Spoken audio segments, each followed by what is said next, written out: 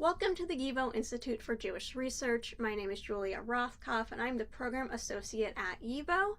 Today we have Jan Grabowski joining us to discuss Holocaust Distortion in Poland through a comparative European perspective, the second program in a series of 3 about Poland and Holocaust history. For those of you who do not know YIVO, we are a very special place for the celebration, contemplation, and exploration of Yiddish and Eastern European Jewish culture.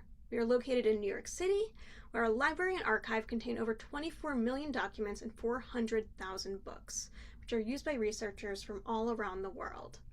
We also have lots of classes on Yiddish language and culture, exhibitions, and public programs like this one, where we aim to bridge the worlds of Jewish culture and our vast collections. Thank you for joining us today. We have Jan Grabowski, who is Professor of History at the University of Ottawa and a Fellow of the Royal Society of Canada. His interests focus on the Holocaust in Poland, and more specifically on the relations between Jews and Poles during the war. So thank you, Professor Grabowski, for joining us, and take it away. Well, thank you very much, Julia, for this kind introduction, and thank you all for being here. And it's a great pleasure to join you, although, as I mentioned, we are still in Ottawa here, very much in the embrace of winter. But, well, I'm not here to complain. I'm here to talk about events which have been involved in for a longer time and which sort of overtook me, or rather the pace of events overtook my expectations. Of course, I'm referring to not only to the distortion of the Holocaust, which will be at the bottom of our conversation today, but also about what happened after October 7, which sort of propelled us into a new reality for which most of us were not prepared. And I think that understanding this phenomenon of Holocaust distortion will allow us to understand better what we are encountering right now. By we, I am talking about people who are somehow involved in the study and in the commemoration of the Shoah. So our world has indeed changed, or has been transformed in a sometimes very violent way. So in order simply to understand it, I will argue that it's not only, of course, October 7, that there is a long history which sort of accumulated over time, deposits of ill will or certain phenomena which we'll discuss. So let me start on a rather personal note. As you remember, a couple of months ago, there was the tragedy at Bondi Beach in Australia, the massacre of Jews on the beach of Bondi in Australia. Close by, there is a friend of mine, a very well-known professor of history of the Holocaust, the survivor of the Holocaust, Professor Konrad Kwiet. I wrote to him immediately, trying to see what was going on and so on.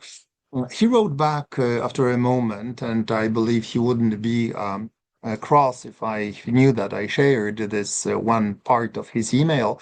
He wrote to me, I quote here, "Dear Jan, I continue to say that the Schönzeit, the period of grace granted to Jews after Auschwitz, has come to an end." So, Schönzeit, the period of grace granted to Jews after Auschwitz, has come to an end. Now, Professor Kwiet, Konrad referred here to the shootings, but of course we can extend it to a more distant, let's say, horizon. And I believe that this Schönzeit, this period of grace, has come to an end much sooner, much earlier than that. And in order to understand this is what my talk is all about. The problem is that nowadays, as most of you you might agree or disagree, you can discuss it later on. At least this is from my vantage point. Holocaust has become a loaded, I would say, expression in terms of emotionally loaded, which needs to be defended. And memory of the Holocaust, the history of the Holocaust, commemoration of the Holocaust, all are under attack for political reasons mostly, which some were down there are tied to old school anti-Semitism dressed up in a variety of clothings and gestures and poses that you know very well, and I am not going to discuss them. Now, so my firm belief is that the current situation is linked in a very direct way to Holocaust distortion, which I have been lecturing for a long time about, and which I will repeat a bit today, going much further in this European context. I'll start with Poland because Poland, of course, is my historical lab. That's where I spent researching decades. The relations between the Poles and the Jews, the fate of Polish Jews, and so on. And this Holocaust distortion, as some of you know, in a shortest definition, is simply it's not Holocaust denial. It's simply stating that bad things happened to Jews. We agree, and our people had nothing to do with it. It's Germans or Germans alone, some bad apples. This is different kinds, and as you will see, of this distortion are being floated around depending on the jurisdiction, depending on the country. It's also sometimes known as negationism. Negationism, which should not be confused with denial. Holocaust denial, we know what it is, but here this distortion or negationism, basically excluding people we like from the equation, people who are of our tribe, of our ethnicity. This is something very potent, unfortunately, and something which I argue paved the way for the current delegitimation, say, or taking away the legitimacy from this study and commemoration of the Holocaust. Now, why Poland is such an interesting case in this scenario? Because Poland became, as a country, as a state, but also as a society, became a champion of distortion. It is a place where Holocaust distortion, or in fact, denial of large parts of the history of the Holocaust, has become an official, quasi-official policy of the state. So in other jurisdictions, you have more modest attempts, but they are very often emulating or inspired by the Polish case. Now, why this case is so important? For reasons which you know also well, as you know the numbers, more than a half of all victims of the Holocaust were Polish citizens, happened to be Polish citizens, which gives this a particular importance. What happens to the memory of more than a half of the victims of the Shoah. And another thing which I tend to stress is that the survival rate for Polish Jews was to the order of 1%, 1 in 100, if you discount those who fled, of course, to the Soviet Union and never met the Germans or met them very, very, very briefly. Furthermore, as you know, all extermination sites, all sites of death camps are today located on Polish soil. And this, let's say, in terms of memory, in terms of narrative, controlling the narrative, has a fundamental importance. Basically, who controls the space, physical space, controls also parts of the large chunks of the narrative, historical narrative. It came to me as one of these the little shops I was visiting last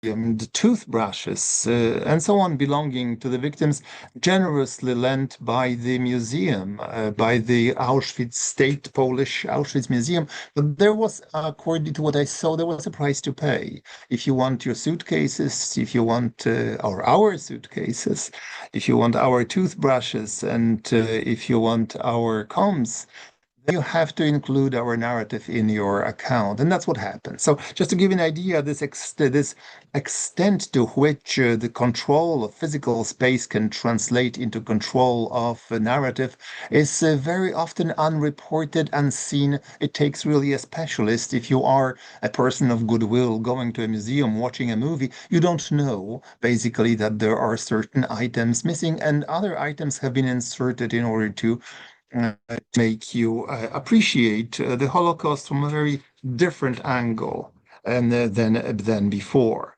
Now, going down the same path, this is what ushered in today's situation that we have. It's Germans and Germans alone. The transition, the focus, the removal of focus from hundreds of millions of Europeans who had something to say to a varying degree. They might have, depending their distance from the physical epicenter of the Holocaust. Perhaps it is less felt, was less felt, but the so-called bystanding, if I can still use the term, was less felt on the periphery, more felt if you lived 10 miles away from Treblinka.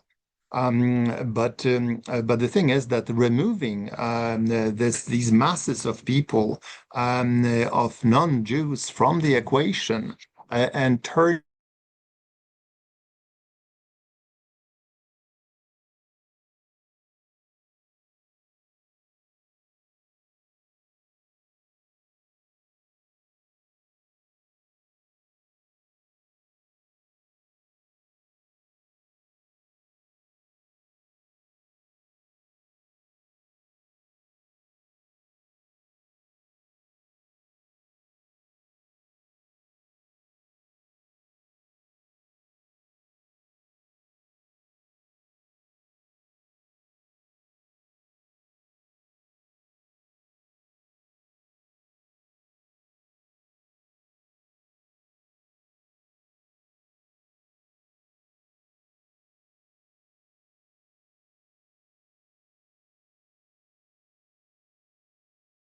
Right, it looks like we lost Professor Grabowski. We just, we'll wait one moment for him to come back.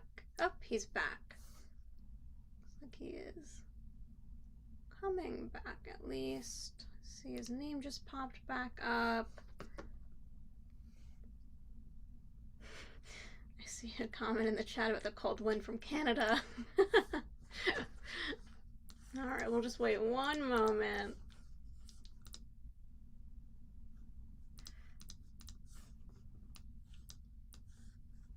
There he is.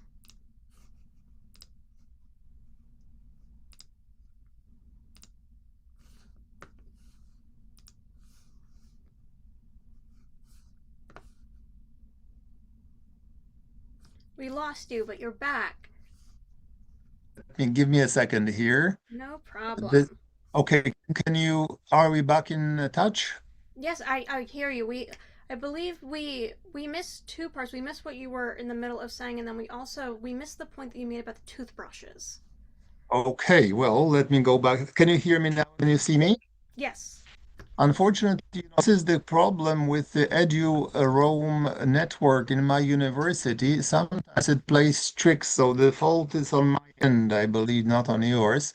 So I apologize once again for it. Now, with toothbrushes, as you mentioned, there was you lost me at this point. Well, the problem is that if you are a museum nowadays, you want to show your artifacts. And if you have the exhibition about Holocaust, you want to show a suitcase of the victims or suitcases. You want to show your toothbrushes. You will show combs and so on and so forth. And this exhibition comes at a price, as I learned, because then, in order to get these things, you have to have a permission of Polish State Museum. In this case, Auschwitz Museum. If you want to produce a film in Treblinka, you have to have goodwill of local Polish authorities running the show at Treblinka. These places are in the hands of the Polish state with all consequences, about which, of course, I will talk more. So, what is the message? Our people, Poles in this case, and Jews suffered alike. Can you imagine that that today more than 71% of people in Poland believe that Polish people during the war suffered equally or more than the Jews. It sounds like a travesty. Unfortunately, it is a result of decades of very successful message of distortion, then something that we need to be aware of, something we need to counteract. And then you have something called that I call righteous defense, which is focusing on good Gentiles who saved the Jews. Once again, there is nothing wrong in stressing the importance of the rare, very courageous people who did it. However, if they are supposed to become a fig leaf for everybody else, then we do have a problem. Basically, it's absolution without any penance. And by the way, perhaps I can mention that today it's quite as they say in German, zufällig. It's by accident. Today on March 24 that we have in Poland we have a celebration. It's called a National Day of the Commemoration of Poles saving Jews. So it's a national day of commemoration of own virtue.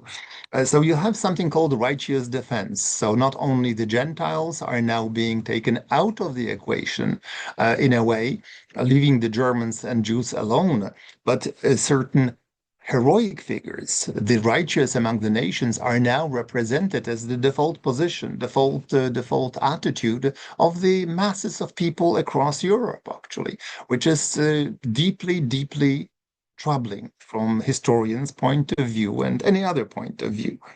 And then you have the something which is being proliferating, let's say, recently, called the Institutes of Historical Truth. And this is, of course, with irony. Institutes funded richly by various states, but in this case, I am looking at Poland, things like Institute of National Remembrance with hundreds of millions of dollars of yearly budget. And if you are in New York, as some of you are, you perhaps are not aware of the fact that just last week, another institute of historical truth, so-called Pilecki Institute, opened their own office, and they are coming with their own exhibitions, their own prizes, their own trips for scholars, and their own translations to let's say a theater and very near you. Now, as a consequence of these decades of distortion, you have now, and this is something that my colleague Dr. Elżbieta Janicka has discussed before, so I'm not going down this path anymore. You have places like Auschwitz and Treblinka, not so slowly becoming actually emblems of Polish martyrdom. How is it possible? It is possible. It is through a variety of different devices, which probably my colleague Dr. Janicka discussed with you a month ago. It is possible. Confusing Treblinka 1 with Treblinka 2, which is labor camp with death camp, and then Auschwitz 1 with Auschwitz 2, Birkenau.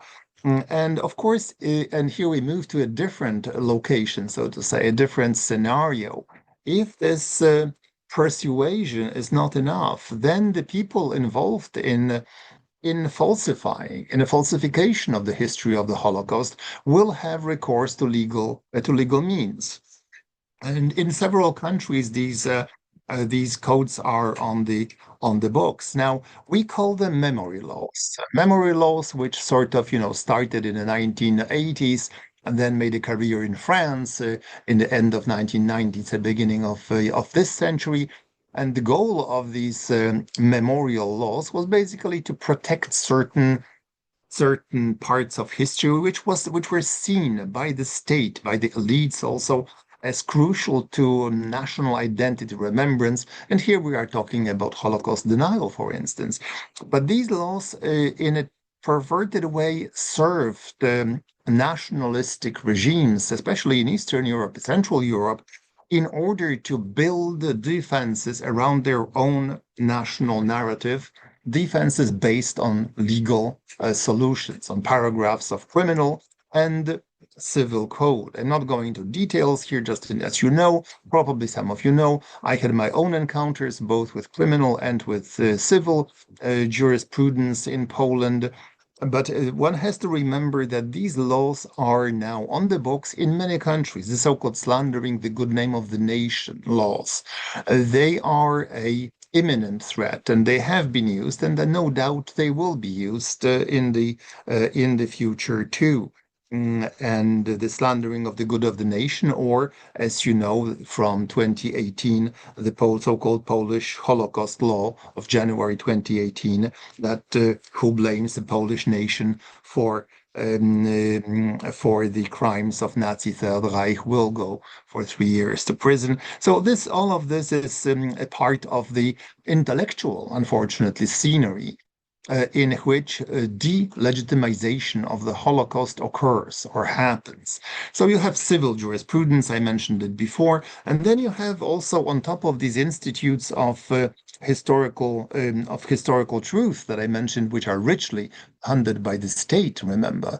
And this is also a part that needs to be stressed. We, as people involved in Holocaust research, education, commemoration, we have to face a threat of states being lined against what we want to do, and this is a formidable enemy, a formidable foe, one which cannot be dismissed as easily as Holocaust deniers of yesteryear were dismissed. And then you have the so-called gongos. Gongos is an expression I learned from my colleague, Professor Andrea Peto. And GONGO stands for Government Organized NGOs. I was in touch with them. And here we have the gongos, so government organized NGOs pretending to be independent, in reality serving as proxies for more and more militant and history adverse, I would say, history intolerant states. Now, just very recently, some of you might have been aware, perhaps you were, of a book which triggered all these hostile, very, very radical, very brutal reactions in Poland and in Germany, actually, written by a junior historian, a mid-aged historian, and from my perspective, practically everybody nowadays is junior. But Grzegorz Rosoliński-Liebe, who wrote a book, 1,124 pages in German, devoted to the issue of Polish mayors during the war and their involvement in the Holocaust, their role in the Holocaust.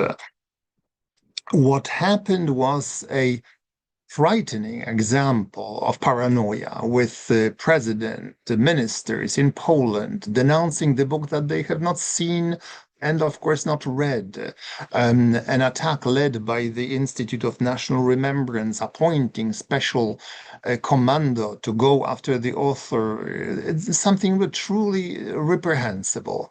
And then forcing the German authorities to cancel a lecture in Germany, in Berlin, of the author, using diplomatic pressure. So these are the things that we see currently, which enter the scene on this wave of Holocaust distortion. We have nothing. The argument is we have nothing to be ashamed of. Our people did nothing wrong. If you decide to say that your people did something wrong, or the consequences, as you have seen in the case of Grzegorz Rosoliński-Liebe, can be quite dire.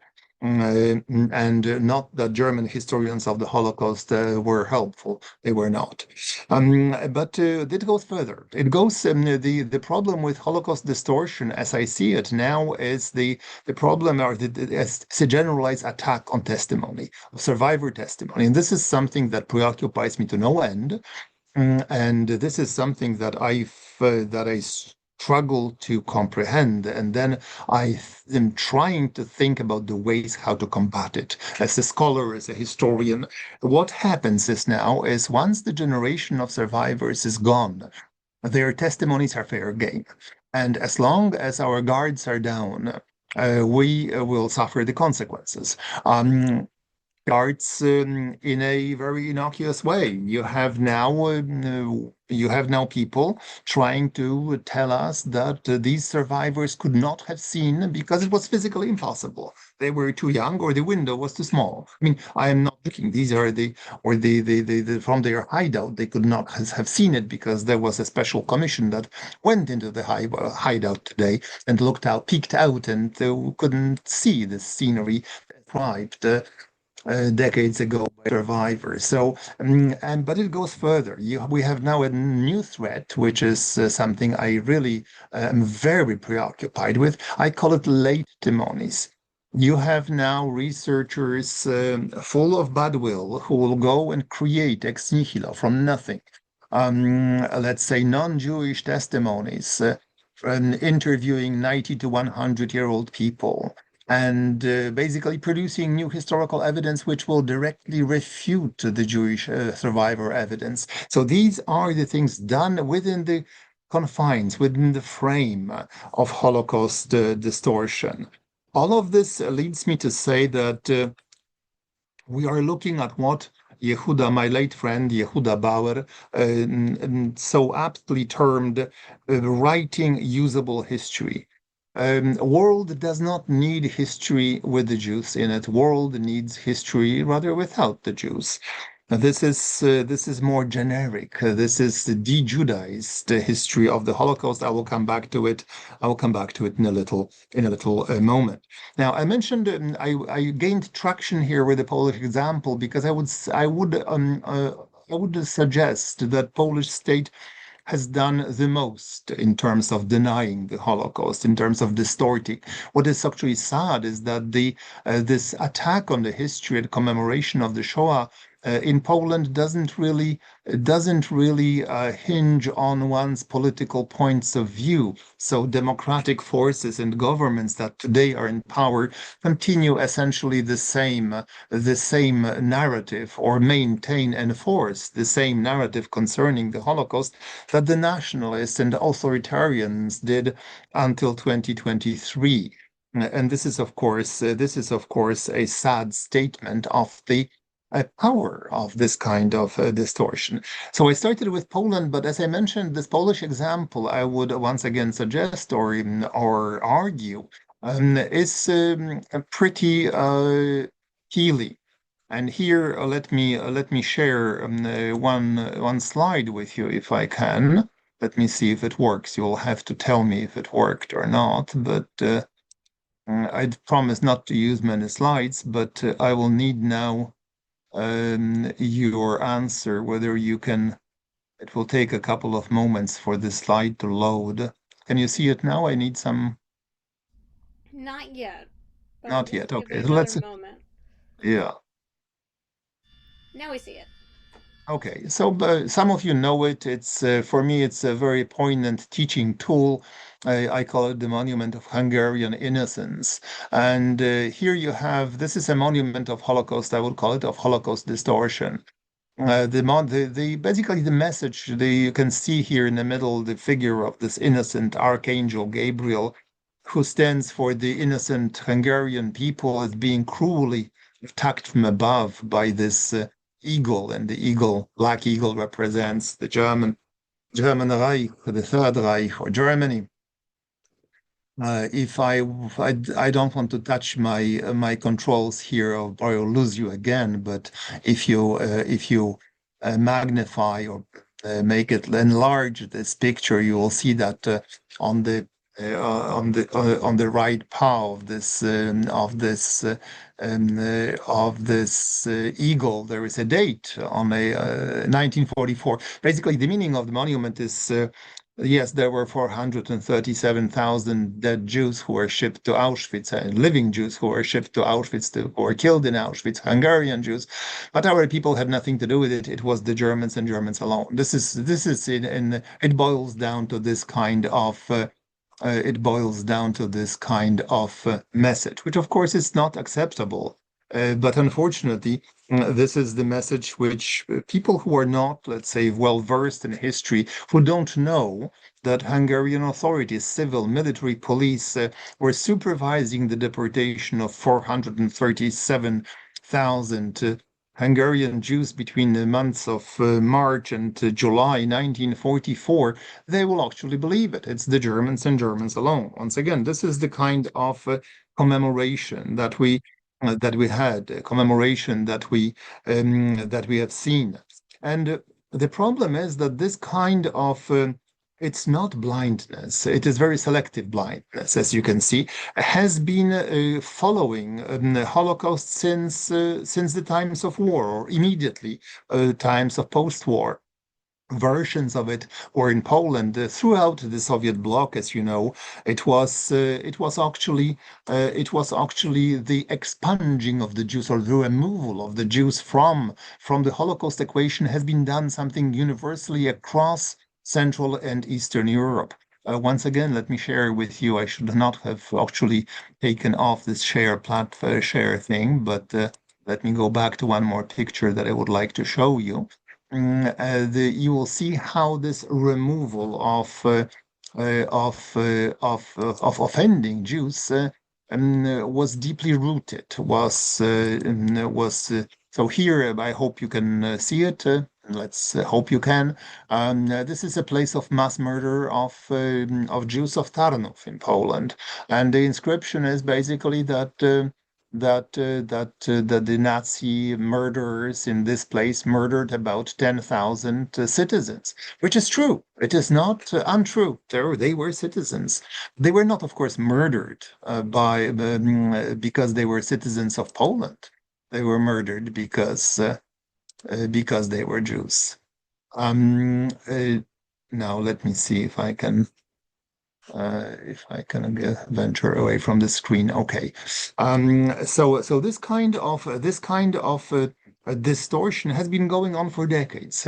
It largely flew under the radar. It became more conspicuous once it turned more vicious and violent. Once the countries of Eastern and Central Europe became democratic. Another part of this doing away with or lessening the Jewish tragedy, part of the distortionist message is the so-called double occupation narrative. It's basically to bring the Jewish suffering a notch down from this high moral perch that it occupies. It needs to be brought to a common denominator, if you will, of European tragedy, of all peoples of Europe who suffered under the Nazi yoke. This is the double occupation scenario, which is actually nowadays an official policy of the European Union. It has to be. I will get to it in a moment. So what you have in the kind of in Hungary, for instance, you have nowadays minimization of Hungarian participation, which was, as I mentioned, huge. It's not a question of debate. The deportations, the ghettoization, the robbery, massive robbery, and finally the dispatching of the sending of hundreds of thousands of Hungarian Jews has been practically the sole domain of civil and military and police authorities of Hungary. And then you have the equating of all wartime sufferings. So this is something that has been done in Poland, in Hungary, and of course in Lithuania and in other jurisdictions for a very, very, very long time. One of my favorite examples is, for instance, Slovakia. As a small Slovakia, for reasons which I cannot now discuss at length, I became now involved in the study of documents of Hlinka Guard, of fascist militia from Slovakia. Now, for very many Slovaks today, the period of 1939, 1945, until recently was the only time when they had their own state, right? Until 93. And therefore there was the attempt to glorify this past and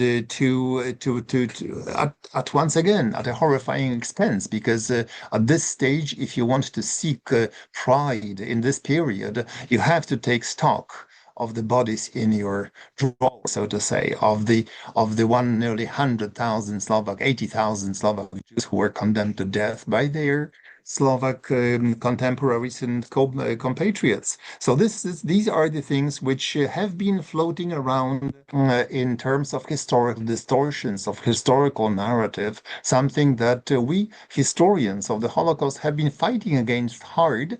But I would say, at least in Poland, this is very much a losing battle. When you see the polls, the sondage in Poland, you will see how a losing battle it is, because it's not easy, or it's very, very difficult to lead a discussion with the powers of the state, with thousands actually of employees of the state who are paid in order to do things that we were talking about. Lithuania, very much the same thing. One of the most murderous places on the globe in terms of Jewish experience. 90 to 95% is just like in Poland. And with a full extent of local collaboration, local complicity. So all of this is now being contested very, very hotly. And the debates, often inspired by the Lithuanian state, are happening constantly. And once again, all of this is done within the context of this double genocide. One genocide against the Jews, another genocide, the communist one against us Lithuanians. So this is this kind of attempt to raise your suffering to the desired level, the Holocaust envy, as it's known. It's part and parcel of the same trend, which paved, I would argue, the way for what we see today, which is the legitimization of the study of the Holocaust, seen as well. We'll get to it in a moment. So what we have across Europe is glorification of so-called controversial figures. I'm not shy of mentioning this fact that people hailed as national heroes are in Poland are directly responsible for murdering my uncle, for instance, in 1946. So, I mean, these things, anti-communism, which trumps deadly anti-Semitism, these things, unfortunately, are coming mostly from the right. But let's not forget about the current threats from the left, which seem to be as dangerous, and in terms of research, perhaps even more dangerous, because a lot of it goes to peer pressure, unlike the threats from the right, which come from the legal action of powerful state. On the left, you mostly have peer pressure, which is a topic that we don't have probably the time to explore today, but which is of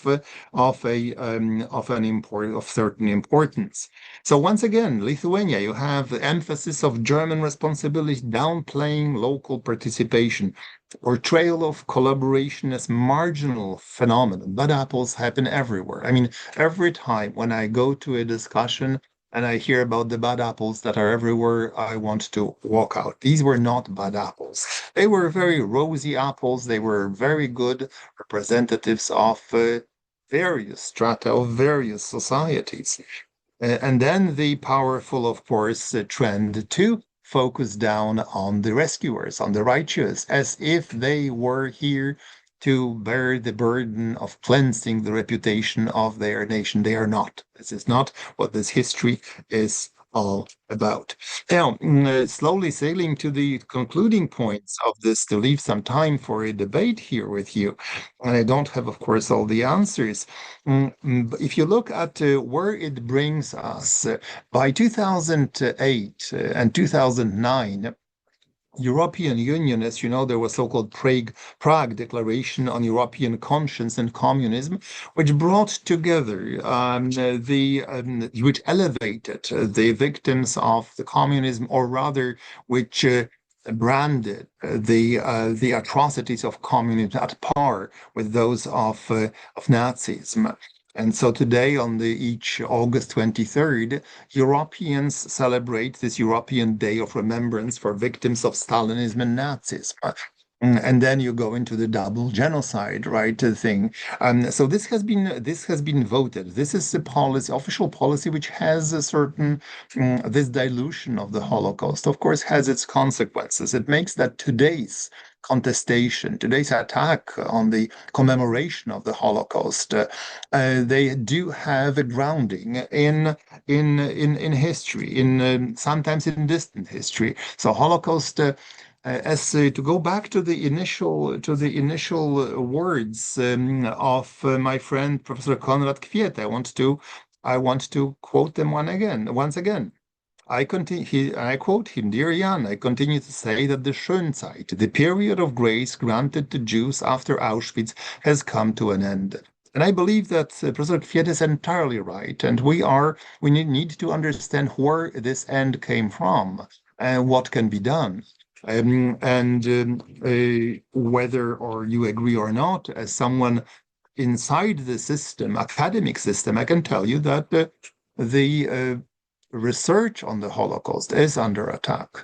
Not only the memory. It is research, writing, and all of these things we are in flux, and echoes of politics strikes at the core of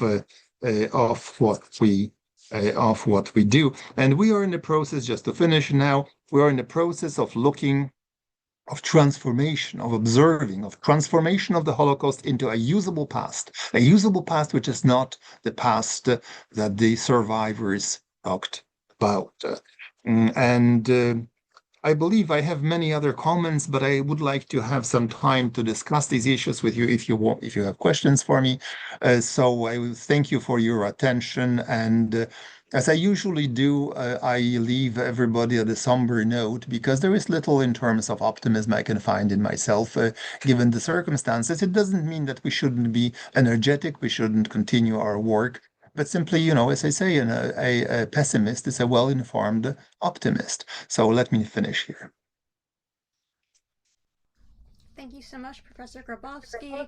I want to encourage everyone, if you have any questions, please put them in the Q&A function on Zoom. I see we have a bunch already in there. So to start us off, you mentioned various terms throughout, one of which is, of course, Holocaust distortion. Why do you choose to use the word distortion rather than like denialism or other words that we might have heard?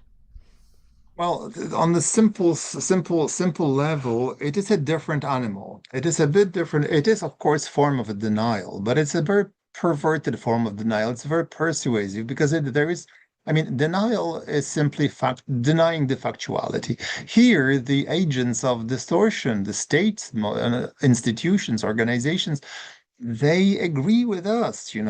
Jews were mishandled, mistreated, and 6 million of them were dead. So it's not based entirely on a lie. It is in part based on lie, and this is what makes it so difficult to fight because there is nothing wrong with celebrating the righteous. However, if these righteous are going to represent the entire population of a country where we do have a Holocaust denial. So this is for the reasons of clarity. But of course, you can argue that distortion is indeed a form of denial. Simply, we have to understand that there is a difference between the two. Yeah, and I see another question in the chat about distortion. Given that it is firmly in place in Poland, is it possible for it to be reversed or vigorously challenged? Good question. Goodness, is it possible? I definitely hope it is. Hope against hope. I'm looking at the polls, the popular polls, which tend to show that the evolution goes a different way, actually. But as a working historian, what I can say is that what I can do is to write, keep writing. Right, there are swaths of land which has not been occupied, so to say, by historians. There are many issues which need to be examined, and so we need not to be, let's say, detracted from our goal. But this is let's say the very long haul. When I came to this profession many decades ago, I thought that everything was moving in the right direction, and since then I had to revise my stand on this. But once again, it does not change my perspective of what needs to be done. Let's do the best to our abilities what we are doing. I see another question in the chat. Please compare the successes of Polish historians of the Holocaust, such as yourself, and various others, in unbronzing of Polish people vis-a-vis Jews with the efforts of other Polish historians trying to uncover the bloody pages of Poles murdering Ukrainians. Wait a second. Can you once again slowly? Because Please compare the successes and failures of Polish historians of the Holocaust, such as yourself, in unbronzing of Polish people vis-a-vis with the efforts of other Polish historians trying to uncover the bloody pages of Poles murdering Ukrainians. well, this is a loaded question. I mean, the whole issue of Polish-Ukrainian relations. Of course, I didn't have the time to address it right now, but it is one that triggers extraordinary high emotions, second only to the issue of Polish-Jewish relations in Poland, at least. And I am happy to say that there was a lot of good work, Grzegorz Motyka for one, but there were other people who were working in this area. But the problem is that while Polish-Jewish relations and the Holocaust command worldwide attention, because the Holocaust is indeed, a unfortunate property of whole humanity. So in other words, it is more scrutinized. It is more resources are being poured into it. Polish and Ukrainian 1943 or 1942 or 1944 issues are very much a Polish-Ukrainian affair, and they are local. They are flying very much under the radar. If I ask today, even you, most of you in this room, in this chat room, where we are 150 people, I don't think that so many would really know the intricacies of that particular debate. So much less is being done, and unfortunately, much more is being undone by the Polish state and also sometimes by the Ukrainian state. But at this stage, Ukrainians have other priorities, right? Than inquiring into this history. But the force with which Polish authorities prosecute this issue is quite staggering. So I say that lots of things have been done, but the reason why we know we were able to do more, perhaps, in the area of Polish-Jewish relations during the Shoah is because the world watches. Okay? The world watches that particular thing. We are today, as I mentioned in YIVO, this is our topic. I don't think there are many webinars about Polish-Ukrainian relations at the same time, if it answers the question. We have a few more questions. We have actually tons of questions that just came in the chat. One of which is, I have a participant who recently traveled to Poland with an Israeli tour guide, and he kept on saying that the camps were only manned by Germans, not Poles, and this person is wondering if that was true. Well, in Auschwitz, it was the Germans, of course, but there was a huge contingent in 1944, over 4,000 as personnel. So Auschwitz was run by the Germans, but the so-called Aktion Einheit camps were run by very different people. And so, for instance, when you look at Treblinka, you have or Bełżec, you have various auxiliary Ukrainian, Lithuanian troops, Trawniki men are so-called.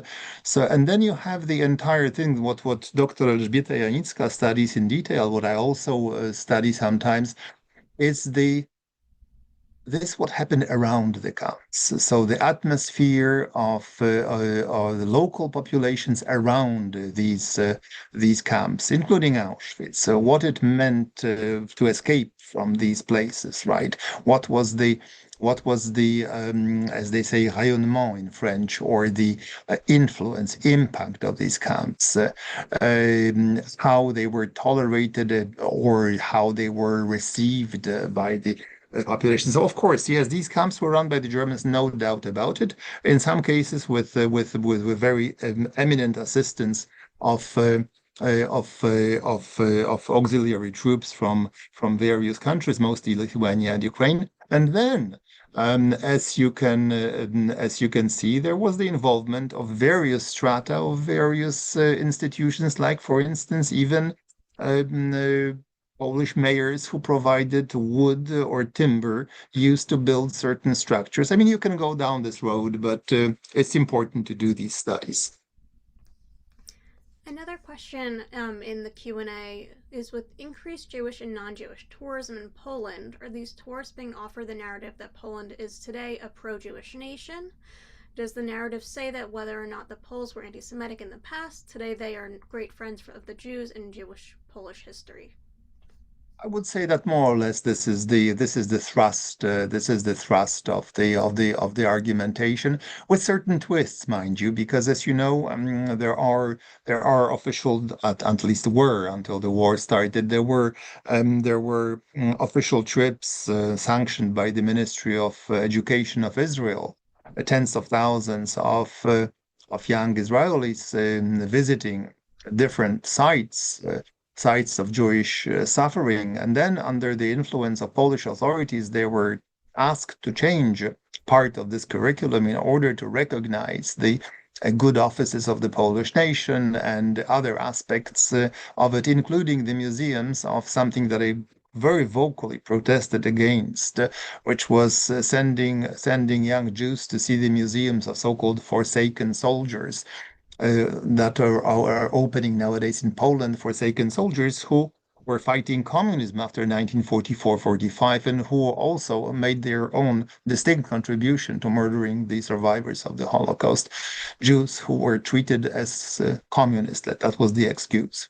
So there is this message that you mentioned in your question, of course, this is the message that the audiences are supposed to receive in museums, such as museum, for instance, of Ulma family of Poles saving Jews, and so on and so on and so forth. Thank you. We have another question in the chat about how we, the everyday people who are not historians, can be an ally in undoing these distortions that are felt in Poland. Okay, if you are in New York, please pay attention to what's going on in the newly opened Pilecki Institute office. You will see that there will be my colleagues, academics, lecturing. There will be conferences, and I can bet with you that one of the coming ones will be about Poles saving Jews, right? Try to understand the context within which this distortion occurs. And if you can protest, protest. And I say that the best defense is to inform yourselves, to simply be well informed. There is not much we can do, let's say, in physical terms, but the one thing we owe it to all these, 6 million of very innocent people who died for no reason at all, is simply to learn to know as much as possible, to learn, to be on top of the events, not to be surprised by people who today will tell us that we should no longer commemorate the Holocaust because this will be adding weight to the policy of Israel in the Middle East, or things like this. Or people who dare to use comparisons between the lost world of Polish Jews and what's going on in various parts of the Middle East. So we have to be vigilant, and this is something that you will be exposed to, whether you have kids or grandkids in school, or whether you are reading mainstream newspapers in Canada or in the States. Thank you. We have a couple questions about, you mentioned towards the beginning of your lecture about this period of grace granted to Jews after Auschwitz and how that has come to an end. Can you talk a bit more about this period of grace?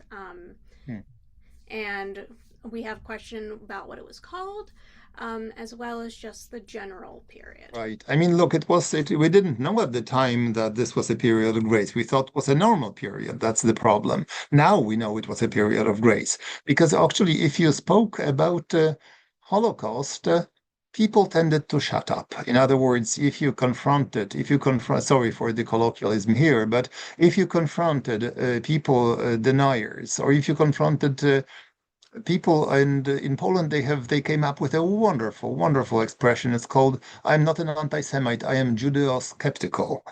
So if you encountered these Judeo-skepticists, and you could quickly shut them up with the evidence of the Shoah. Today it is being dismissed. It is being dismissed on the grounds of irrelevance, and or of depending on the forum in which you are, as a colonialist settler discourse. These are the same faces of old anti-Semitism, but today they march in the cloak of respectability. So if I were to look at this this end of Schönzeit, that would be it. Thank you. We have a bunch more questions in the chat that unfortunately we are not going to be able to get to, but I'll try to get to as many as possible. We have one that starts as a comment, but then there's a question at the end. I believe that one of the issues that produces this de-Jewification of the Shoah by the Poles, apart from a peculiar competition in suffering, is a lack of separation between Treblinka 1 and Treblinka 2, Stammlager and Birkenau in Holocaust historiography. And this person's question is, do you think that scholars will start to make someday start to make a clear separation between these four camps? Yes, they already do. I mean, once again, the thing is that we are working in a very complex information environment. That if Dr. Janicka or myself, we produce a volume, it will be read by a few people. Then, unfortunately, we are confronted with a message coming from the state, which has limitless resources, and our ability to, let's say, bring to the fore an argument is limited. So once again, when confronted with social media, with mass media, with the whole apparatus of the state, there is little we can do. Once again, the impact is simply not there. But by the way, I wanted to share one, perhaps if you have moments still, in terms of response to this question, I hope it will work. I have one more slide that I wanted to show you before, and I did not, but let me see. Perhaps I can after all. And this is actually from my home turf, from Canada, to show to you this dejudification or removal of the Jews, how potent a force it is. So just have to tell me when you will see this. It's still not coming up, but I can already see it. Can you see it? Yep, we see it now. Okay.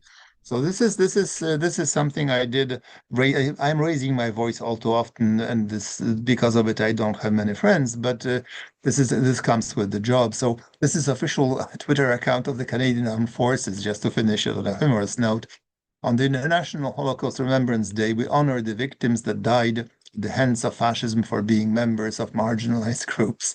And this is well, if you want to leave with a smile on your face, and then you have Holocaust distortion at its best, done for all the good reasons by people who want well. So this is the kind of future we might be watching, looking forward to, and trying to protest against, if I may use this little photo. Thank you. All right, I think we'll end with one final question, which is that you have been working on Holocaust distortion in Poland for many, many years. What was a particular, what point did you become interested in this topic? I assume there was a particular instance that your research found you upon that sort of drew you into this topic. Oh, I remember it very vividly. It was in 2012, so 14 years ago, when I learned that a group of well-minded Jewish and Polish activists want to erect in front of the still unopened back then Polin Museum of History of Polish Jews in Warsaw. They want to erect a huge monument to Poles rescuing the Jews. And I remember that was like a cold shower because I knew where they were coming from and how distorting, how denied it would be for the history of the Shoah. And despite the fact that very many good people that were friends of mine, were involved in this, I said to myself that some let's say, dramatic moves are needed to counter. And of course, later on, the more I was fine-tuned to this aspect, the more I saw the gross examples of Jewish, let's say, catastrophe being buried, memory-wise, being buried in the sand or under the sidewalks of the cities. Well, thank you so much, Professor Grabowski. That brings us to the hour on the dot. Thank you. Well, thank you all so much, and I apologize once again for the quality of my EduRoam network here. No worries at all. We hope to see everyone on April 20th at the third program in this series, which will be a panel discussion. And we will see you at the next program. Thank you all. Well, thank you very much once again. Have a good day. Bye bye.